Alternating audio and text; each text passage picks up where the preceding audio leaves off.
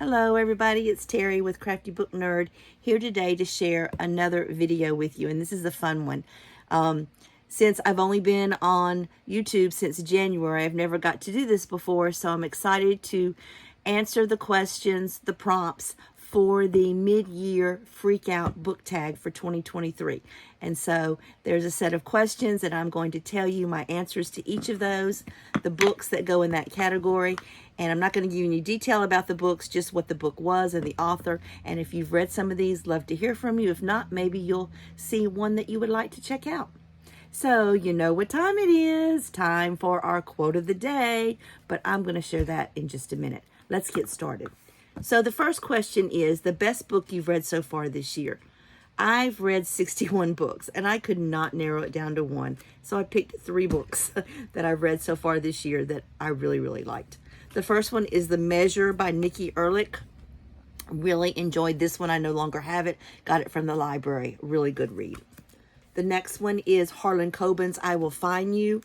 If you watch my June wrap-up, I talk more about this book. Excuse me. And the third book is where our quote from today is coming. So you've heard this quote before, but I'm going to share it again. How similar does someone have to be to you before you remember to see them first as human? I hope you all remember that and be kind to everyone. And that quote comes from my third favorite book of the year so far, and that is Mad Honey by Jodi Picoult and Jennifer Finley Bowen. This one still affects me today, 6 months later, and I still think about this book. It's that good. Check it out. The next question is the best sequel you've read so far. And that would have to be Vengeful by V.E. Schwab, the sequel to Vicious. Really enjoyed both of these books. They were really good. A new release that you haven't read yet but want to. Samantha Downing has come out with a new one, A Twisted Love Story. And I've read several of her books, really enjoyed them. So I think this will probably be a good one too.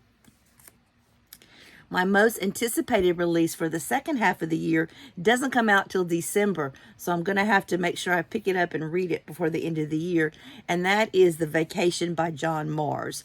I read one of his books called The One and absolutely loved it, so I'm really excited about this one. I think it's going to be a good one. The biggest disappointment. Okay, a lot of y'all may not agree with me on this one, and I'm not saying I didn't like the book. I did, and I did enjoy it, but it was hyped up a lot, and I was expecting so much more, and that is Lessons in Chemistry by Bonnie Garmus. So that was been my biggest disappointment. Excuse me. The next question is my biggest surprise. And that's going to have to be I'm Glad My Mom Died by Jeanette McCurdy. I don't read a lot of memoirs. That's not something I read a lot of. But this one sounded interesting, and I'm really glad I picked it up because it gave me an insight into what young people face when they're in Hollywood. So this was a good one that surprised me. My favorite new author is going to be Lola J, The Attic Child. Oh my gosh, it was so good. Heart-wrenching, just such a good read. Okay, I might laugh at this one. I have a favorite fictional crush, and that is Fallon in That Time I Got Drunk and Saved a Demon by Kimberly Lemmings. Fallon is the demon, and the way they describe him in this book, woo-hoo, had to get a fan to cool off. He sounds like one hot dude. So he's my new fictional crush. My new favorite fictional character has to be Finley Donovan.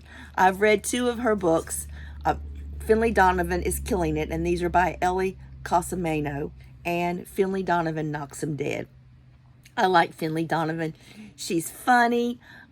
She likes a good mystery, and I just really like her, and I think if she was a real person, we would be really good friends. So I like Finley Donovan. A book that made me cry has to be A Rover Story. Rover is a robot who goes to Mars, and we hear the story from his viewpoint, and he wants to be real so bad. And the way he is written in this book by Jasmine Warga, I feel like he's a real person, not a drone. It was good, and it did make me cry. A book that made me happy would have to be Jojo Moyes' Someone Else's Shoes.